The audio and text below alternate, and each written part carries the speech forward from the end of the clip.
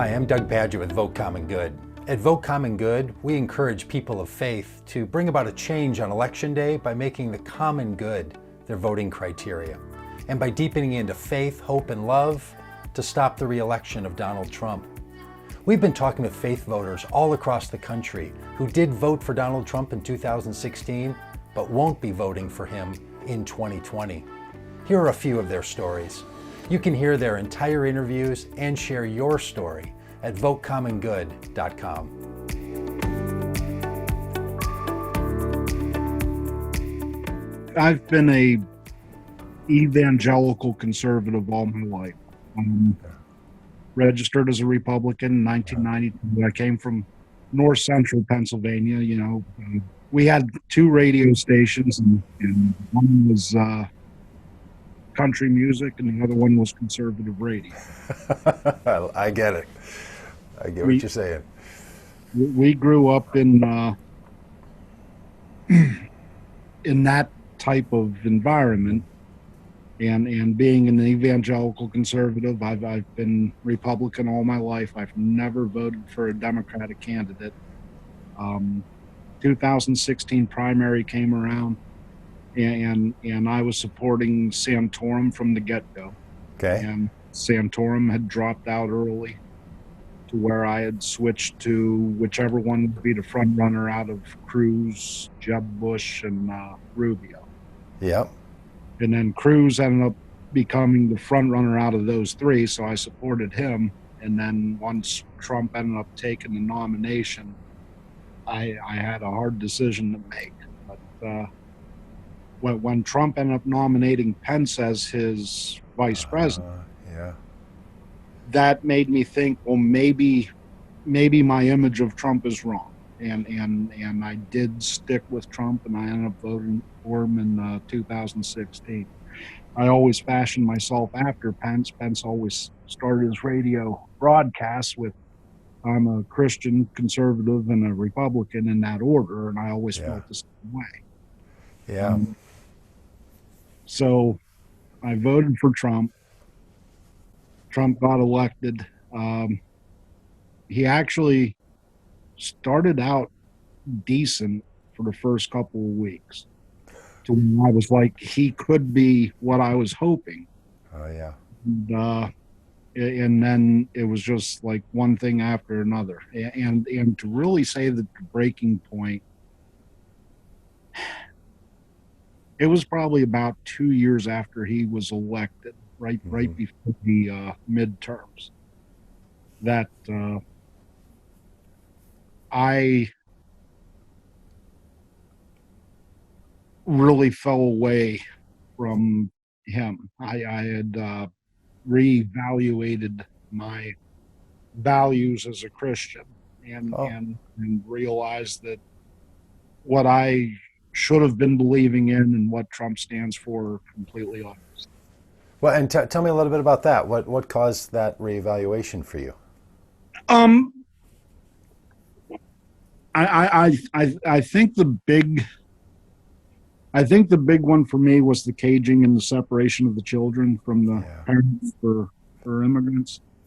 When that happened, like I said, I really started reevaluating my values. Did a lot of praying. Ended up going through the Bible, and it was like I kept hitting all these different verses. Wow. Feed the hungry and welcome the stranger and all sorts of, and then finally, because I was always more about faith than love. Right.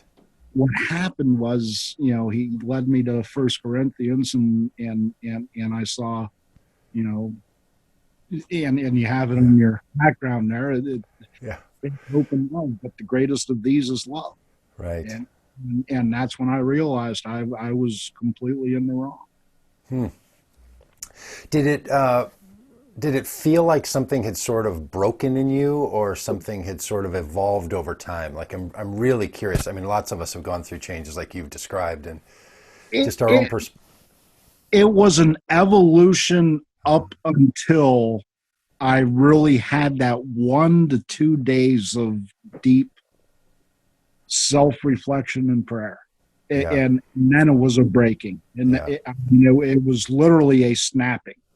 Because within the following 2 weeks, I started doing research on all the things. I mean, just for instance, when I was a Republican, which I'm no longer a Republican now. Wow. Um, So you're yeah, not just you're not a Republican that won't support Trump. You felt like you had to step away from the whole Republican identity and yeah, they sold out their Christian conservative values for white nationalism. oh, That's what I truly yeah. believe. But when I ended up having the following 2 weeks after that, I mean, I remember my Republican Party and we always said, climate change, yeah, it's happening, but it's not really man-made. Mm-hmm. And we went from that to climate change is a Chinese hoax. Wow. And that's, there were a bunch of different leaps that my Republican Party was taking Yeah. that made Yeah. me, those 2 weeks, I was researching facts Mm. and different studies and everything and realized how wrong I was. Boy, that is I mean, that is a real sign of sort of personal growth and development for anyone, just to realize on any topic, whether it's, politics or faith, just to realize that some core assumptions that you've been holding and things that you've been saying and repeating are just no longer true for you. And to acknowledge that, I mean, I just want to compliment you on that. That is a really big deal. Not everyone is comfortable doing that. Some people just stuff that deep down and they just keep quiet about it, and they don't let it bubble up and start to influence their lives. Yeah, that's one of the things that I use a lot of my social media on is I end up, being very open about it, saying, hey, yeah, I screwed up. I voted for Trump. And if we're going to reach the evangelicals, it starts with value statements. It's Mm. not going to be facts and numbers that are going to convince them. Mm.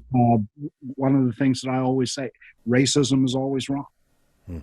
By saying that, get the evangelical, get the Christian to where they're saying yes and agreeing with you.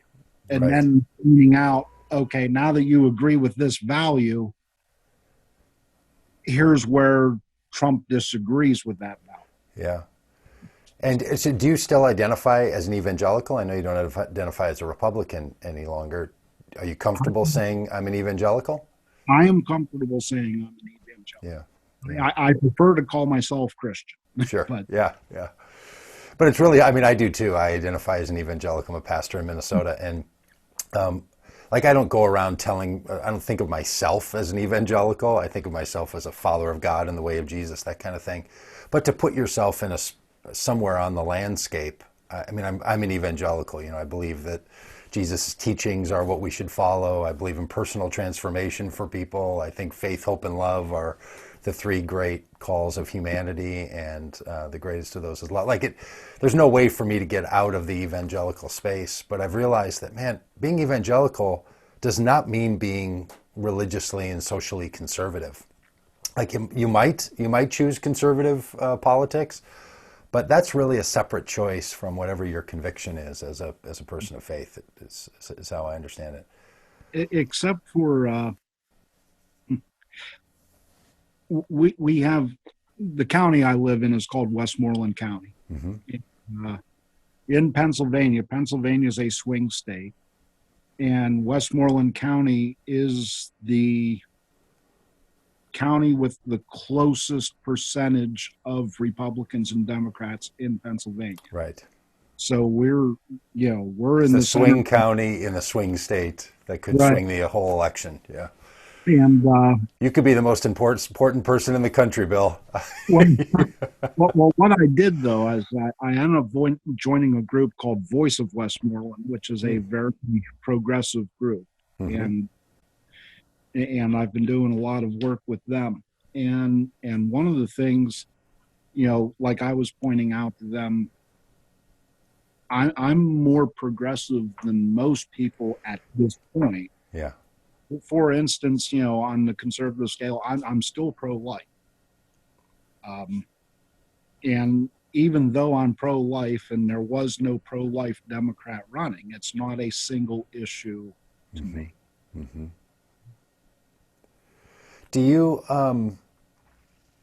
maintain your relationships with your friends from 2 and 3 and 4 years ago? How has that gone in your relationships and church and connections and all that?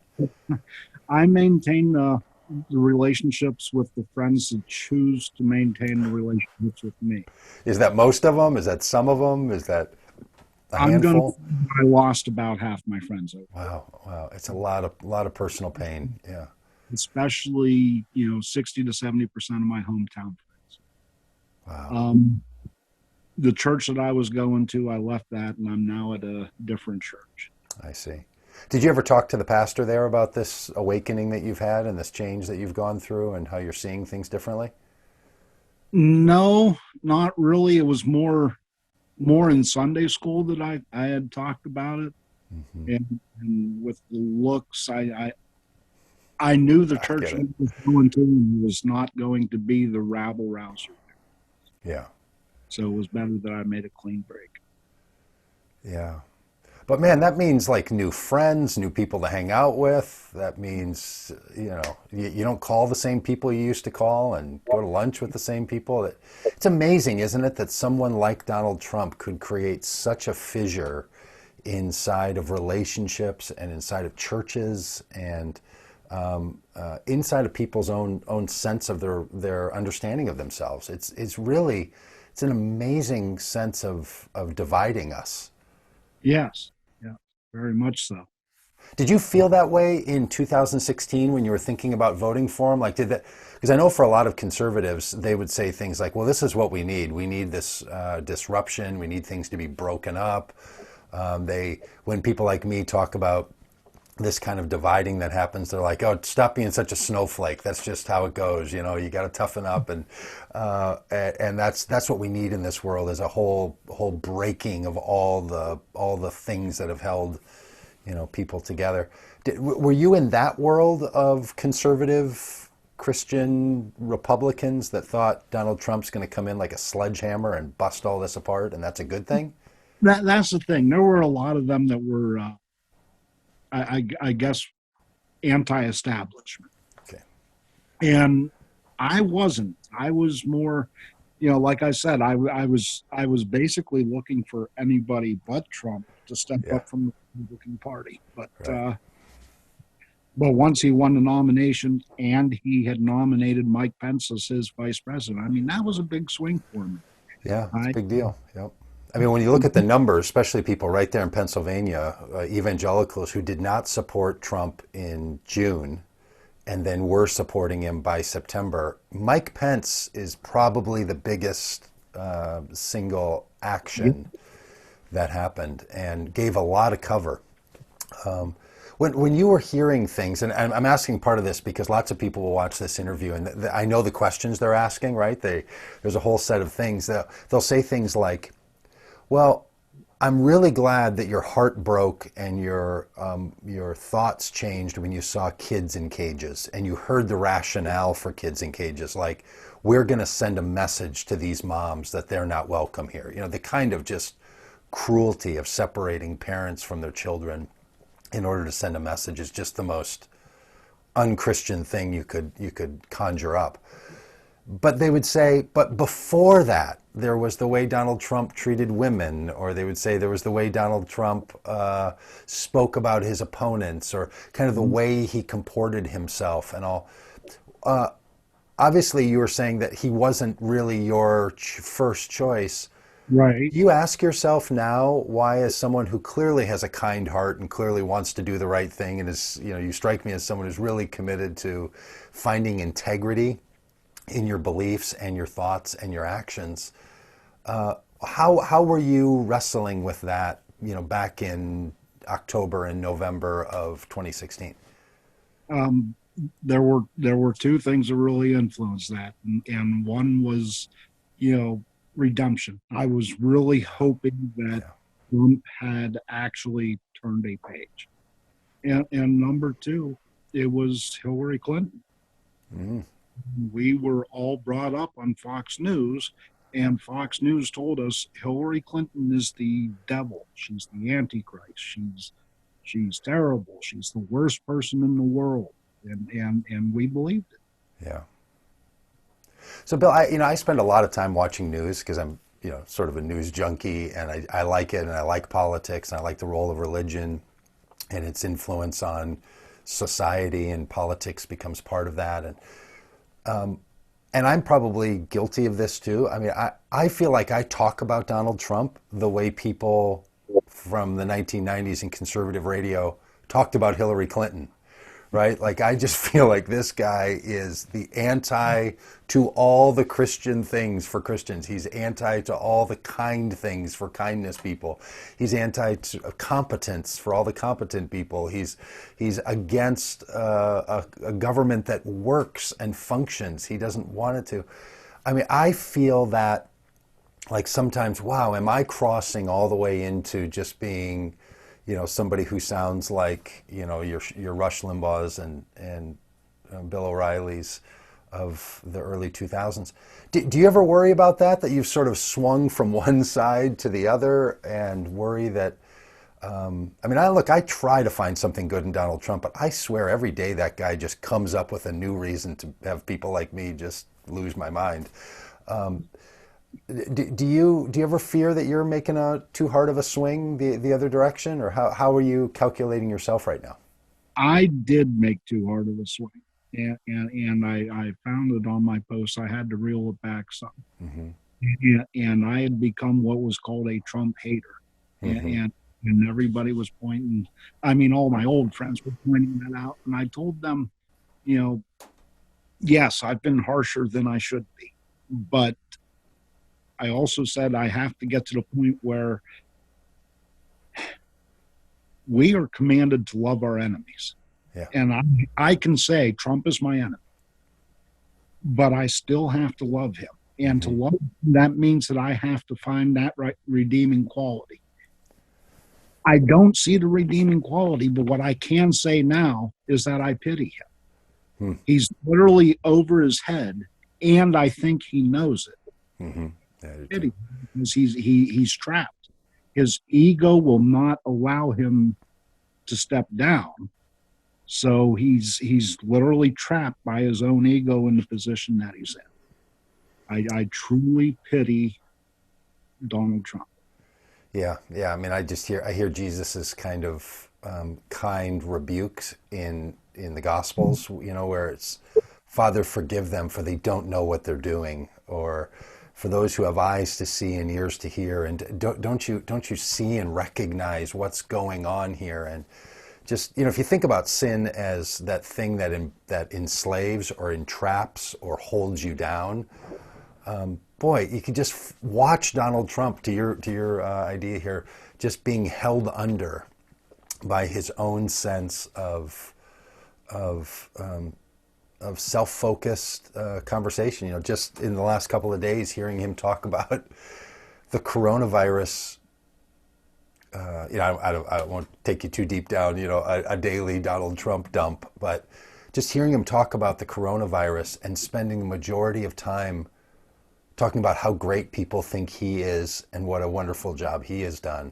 And to hear a reporter say to him yesterday, or on Sunday, I guess, 42,000 Americans have died. Do you really think this is a time for you to be talking about what a good job you think you've done? Like, what are you doing?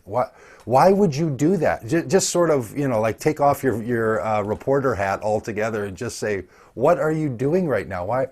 Why are you self-medicating by standing here in front of all of us? I also have that deep empathy. But then there's this side of me that says, and the problem is, he's the president of the United States. We like to say at our events that we do when we travel, we say, look, as a follower of Jesus, I truly believe that everyone is the light of the world and the salt of the earth, a beloved child of God. Nothing you can do about that at all. And Donald Trump is the light of the world and salt of the earth, a beloved child of God. But not every light of the world should be the president of the United States, and he needs to step aside and just stop having the responsibilities that he has, because like millions of other Americans, he's not qualified to be the president of the United States. Yeah, And for that's me, what. it's hard to balance that. I don't know how well you've done that, but I feel like sometimes when I'm critiquing his inability to be the president and how dangerous it is to the well-being of the planet, do you struggle in that same way, trying to separate empathy for the man from the function and the role?